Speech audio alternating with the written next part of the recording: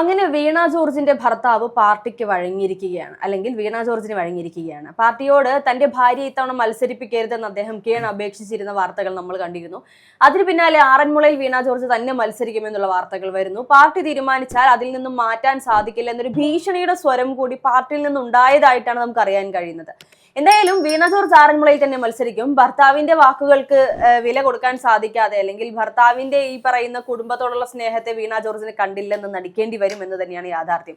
പക്ഷേ ഭർത്താവിന് അധികം വിഷമിക്കേണ്ടി വരില്ലെന്ന് തോന്നുന്നു. നിയമസഭാ തെരഞ്ഞെടുപ്പ് കഴിയുന്നതോടുകൂടി വീണ ജോർജ് പൂർണ്ണമായും ഫ്രീ ആവുകയും പ്രത്യേകിച്ച് ഒരു സ്ഥാനമാനങ്ങളും ഇല്ലാതെ വീട്ടിൽ കുട്ടികളെയും ഭർത്താവിന്റെയും കാര്യം നോക്കിയിരിക്കുന്ന ഒരു നിലയിൽ, അല്ലെങ്കിൽ പഴയതുപോലെ മാധ്യമപ്രവർത്തനത്തിലേക്ക് തന്നെ ഇറങ്ങേണ്ടി വരുമെന്ന് തോന്നുന്നു. എന്ത് തോന്നുന്നു?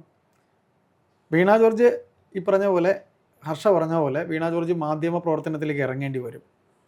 നമ്മൾ അവരുടെ ആ ഒരു അഭിനയപാടവം നമ്മൾ ഒരിക്കൽ കണ്ടതാണ്. പിന്നെ മന്ത്രിയായുള്ള അഭിനയപാടവം നമ്മൾ കണ്ടതാണ്. തിരിച്ചവർ വീണ്ടും പഴയ കളരിയിലേക്ക് പോകാനുള്ള സാധ്യതയുണ്ട്. കുറച്ച് നാൾ കുട്ടികളെ നോക്കിയിരിക്കും. അവർ ഒരു മാതൃകയായി കാണുന്നത് മിക്കവാറും MV നികേഷ് എന്ന് പറയുന്ന മാധ്യമപ്രവർത്തകനാണ്. അദ്ദേഹം ഇതുപോലെയാണ് മത്സരിക്കാൻ പോയി, കിണറ്റിലിറങ്ങി അവസാനം തോറ്റ് തൊപ്പിയിട്ട് തിരിച്ച് മാധ്യമപ്രവർത്തനത്തിലേക്കേ ഇല്ലാന്ന് തീരുമാനിച്ച അദ്ദേഹം ഒരിക്കൽ കൂടി റിപ്പോർട്ടർ ചാനലിലേക്ക് വരുന്നു. അപ്പോഴേക്കും മാനേജ്മെൻറ്റ് മാറുന്നു. ഇപ്പോൾ അദ്ദേഹം സാമ്പത്തികമായ വലിയ പ്രശ്നത്തിൽ നല്ലത് അദ്ദേഹം നന്നായിട്ട് പോകുന്നു. അദ്ദേഹത്തിന് എന്തായാലും MLA ആകാനുള്ള സാധ്യത ഇല്ല, നിർത്തില്ല എന്ന് പറയുന്നത് അത് അദ്ദേഹത്തിൻ്റെ വിഷയം. പക്ഷേ എന്തായാലും വീണ ജോർജിലേക്ക് നമ്മൾ വരുമ്പോൾ, വീണ ജോർജിന് കുട്ടികളെ നോക്കിയിരിക്കുന്നത് അവരുടെ ഭർത്താവിൻ്റെ ആഗ്രഹം പോലെ തന്നെ സംഭവിക്കും. കാര്യം പത്തനംതിട്ടയിലെ പാർട്ടിക്കാർ ഇതിനോടകം തന്നെ തീരുമാനമെടുത്തിരുന്നു. അവർ ആദ്യമേ തന്നെ അറിയിച്ചിരുന്നു.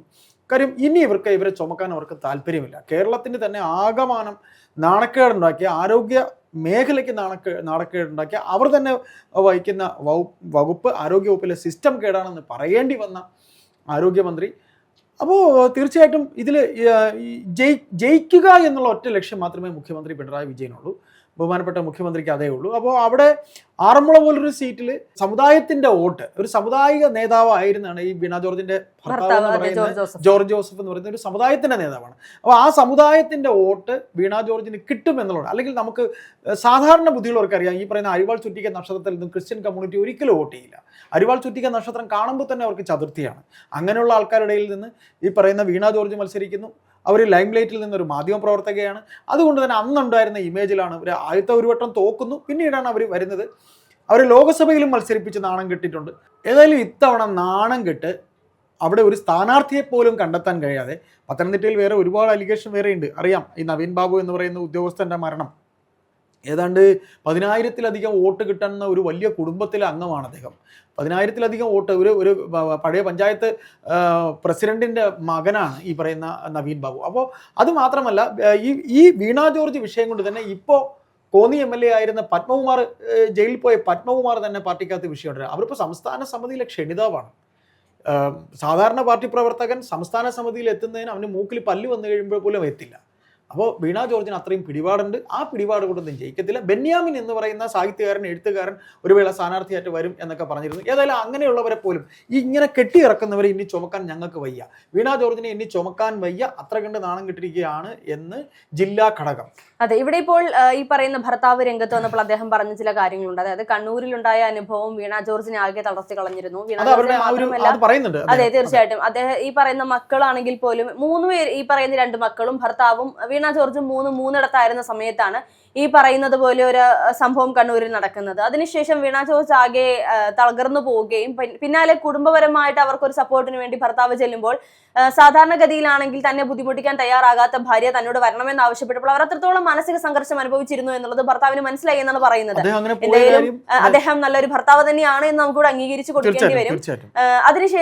അതിനുശേഷം അവർക്ക് വേണ്ടിയാണ് പാർട്ടിയോട് ഇങ്ങനെ ഒരു ആവശ്യം അദ്ദേഹം ഉന്നയിച്ചത്. പക്ഷേ എല്ലാം ഈ വെള്ളത്തിൽ വരച്ച വര പോലെ എന്ന് പറയുന്നത് പോലെ അദ്ദേഹത്തിന്റെ ആവശ്യം പാർട്ടി പൂർണ്ണമായും തള്ളിക്കളയുകയും പിന്നീട് നിവർത്തികേട് കൊണ്ട് അദ്ദേഹത്തിന് പാർട്ടി അനുകൂലിക്കേണ്ട ഒരു സാഹചര്യം, ഒരുപക്ഷെ ഇത് പാർട്ടി CPM അല്ലായിരുന്നുവെങ്കിൽ ഭർത്താവ് കൃത്യമായി തുറന്നു പറയുമായിരുന്നു തന്റെ ഭാര്യയായി മത്സരിപ്പിക്കാൻ താല്പര്യമില്ല, പാർട്ടി എന്ത് തീരുമാനിച്ചാലും വീണ ജോർജ് മത്സരിക്കുന്നില്ല. പക്ഷേ ഇവിടെ പാർട്ടി CPM ആണ്. അങ്ങനെ തുറന്നു പറഞ്ഞാൽ ഉണ്ടാകുന്ന ഭവിഷ്യത്ത് എന്താണ് എന്നുള്ളത് കൃത്യമായി ഭർത്താവിന് അറിയാമായിരിക്കണം. അതുപോലെ തന്നെ വീണ ജോർജിനും ഇത്തരത്തിൽ മത്സരിക്കണമെന്നുള്ള ആഗ്രഹം തീർച്ചയായിട്ടും ഉണ്ടാകും. ഒരു തവണ കൂടി മത്സരിച്ച് തോൽക്കാനുള്ള വിധിയായിരിക്കാം അവർ ഏറ്റുവാങ്ങാൻ തയ്യാറായിരിക്കുന്നത് എന്ന് തോന്നുന്നു. പാർട്ടിയുടെ തീരുമാനം അനുസരിച്ചാണെങ്കിൽ ഒരുപക്ഷെ ആറന്മുളയിൽ മത്സരിക്കാൻ മറ്റൊരു സ്ഥാനാർത്ഥിയെ ഇനിയിപ്പോൾ ഈ പറയുന്നത് പോലെ അതെ ഒരാളെ കണ്ടുപിടിച്ച് ജനങ്ങൾക്കിടയിൽ പരിചയപ്പെടുത്തി അതിനെ വീണ്ടും ഒരു മുഖപരിചയമുള്ള ഒരു വ്യക്തിയാക്കി മാറ്റുന്നതിൽ കുറച്ചധികം കഷ്ടപ്പെടേണ്ടി വരും. അതുകൊണ്ടായിരിക്കാം വീണ ജോർജിൽ തന്നെ പാർട്ടി വീണ്ടും കുടുങ്ങി കിടക്കുന്ന ഒരു നിലയിലേക്ക് കാര്യങ്ങൾ ജനങ്ങൾ കൊണ്ടെത്തിയത്. അല്ല, വീണ ജോർജ് ഒരിക്കൽ കൂടി മത്സരിക്കണം എന്ന് പറയുമ്പോൾ അത് CPM ഈ സാമുദായിക വോട്ട് തന്നെയാണ് കണ്ണുവെക്കുന്നത്. ഈ സാമുദായിക വോട്ട് കിട്ടില്ല എന്നും ഒരു വേള തോൽവി ഇത് ഉണ്ടാകുന്ന, അത് മത്സരിക്കേണ്ട, അതായത് ഇപ്പോൾ നമ്മൾ കുറച്ച് കാലങ്ങളായിട്ട് നമ്മൾ കാണുന്നത് CPMൻ്റെ സംസ്ഥാന നേതൃത്വമായാലും മറ്റ് ഘടകങ്ങളൊക്കെ ആയിരുന്നാലും വേണ്ടാത്ത കാര്യം ചെയ്യരുത് എന്ന് പറയുന്ന കാര്യം ചെയ്യുക, അത് ഇന്നാര് നിർത്തരുത്. ഇപ്പം ഉദാഹരണം പറഞ്ഞു കഴിഞ്ഞാൽ തലശ്ശേരിയിൽ ഷംസീർ എന്ന് പറയുന്ന അവരുടെ സ്പീക്കറായിരുന്ന വ്യക്തിയാണ്. സ്പീക്കറായ ഷംസീറിനെ മാറ്റിയിട്ട് കാരായി രാജൻ എന്ന് പറയുന്ന ഒരു കൊലക്കേസ് പ്രതിയെയാണ് അവരവിടെ സ്ഥാനാർത്ഥിയാക്കാൻ പോകുന്നത്.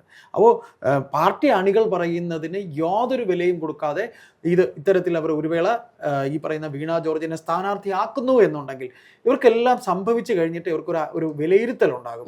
ആ വിലയിരുത്തലിൽ ഇന്ന ജില്ലകളിൽ പാർട്ടി അണികൾ പറഞ്ഞത് മേൽഘടകം കേട്ടില്ല.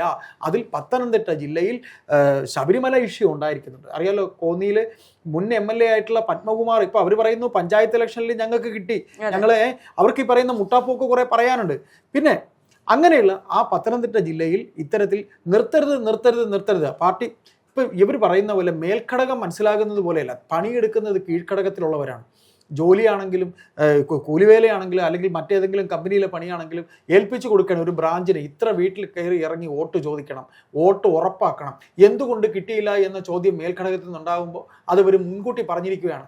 നടക്കില്ല എന്ന് അവരുടെ ഭാഷയിൽ, അല്ലെങ്കിൽ നേതാവേ അല്ലെങ്കിൽ സഖാവേ ഞങ്ങൾ പണിയെടുത്താൽ ഇവർ ജയിക്കില്ല എന്ന് പറഞ്ഞിരിക്കുകയാണ്. അപ്പോൾ നമുക്ക് മനസ്സിലാക്കാനുള്ളത് വീണ ജോർജിൻ്റെ തോൽവി അവർക്ക് സ്പന്ദനം അറിയാവുന്ന താഴെഘടകത്തിലുള്ളവർക്കാണ്, കീഴ്ഘടകത്തിലുള്ളവർ അറിയിച്ചു കഴിഞ്ഞിട്ടുണ്ട്. പിന്നെ പേരിന് വേണ്ടി പണിയെടുക്കാമെന്ന് പറഞ്ഞു. ഇപ്പം മന്ത്രിസഭയ്ക്ക് ഇപ്പം ശബരിമല പ്രശ്നവുമായി ബന്ധപ്പെട്ട് നമുക്ക് അബദ്ധം പറ്റിപ്പോയി, ക്ഷമിക്കണം എന്ന് സഖാക്കളോട് പോയി വീട് തോറും പറഞ്ഞ സംഭവം അറിയാലോ.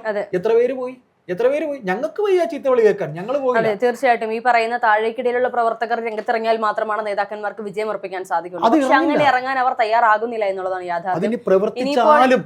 അതെ, വോട്ട് കിട്ടുക എന്നുള്ളത് കുറച്ച് വലിയ കടമ്പ തന്നെയാണ്. ഇനിയിപ്പോൾ വീണ ജോർജ് മത്സര രംഗത്തേക്ക് വന്നാലും എങ്ങനെയായിരിക്കും ജനങ്ങൾ അവരെ സ്വീകരിക്കുക? ഒരിക്കലും അവിടെ സ്വന്തം നാട്ടിൽ പോലും അവർക്കൊരു സ്വീകാര്യത ഉണ്ടാവില്ല. എന്ത് തന്നെയാണെങ്കിലും ഇനിയിപ്പോൾ ഈ പറയുന്നത് പോലെ ഭർത്താവ് ആഗ്രഹിച്ചതുപോലെ ഭർത്താവ് പറയുന്നുണ്ട് മക്കൾ കുറച്ചുകൂടി വളർന്നു വലുതായതിനു ശേഷം നമുക്ക് വീണ്ടും രാഷ്ട്രീയത്തെക്കുറിച്ച് ചിന്തിക്കാമെന്നായിരുന്നു ഭർത്താവിന്റെ ആഗ്രഹം. പക്ഷേ ഈ പറയുന്നത് പോലെ സംസ്ഥാന നേതൃത്വം വീണ്ടും വേണയെ മത്സരിപ്പിക്കണം എന്നൊരു ആവശ്യം ഉന്നയിക്കുന്നുണ്ട്. ഭർത്താവിന് കൃത്യമായി അറിയാം തോൽവി ഏറ്റുവാങ്ങേണ്ടി വരുമെന്ന്. അതുകൊണ്ട് അദ്ദേഹത്തിന് വലിയ ഭയമൊന്നുമില്ല.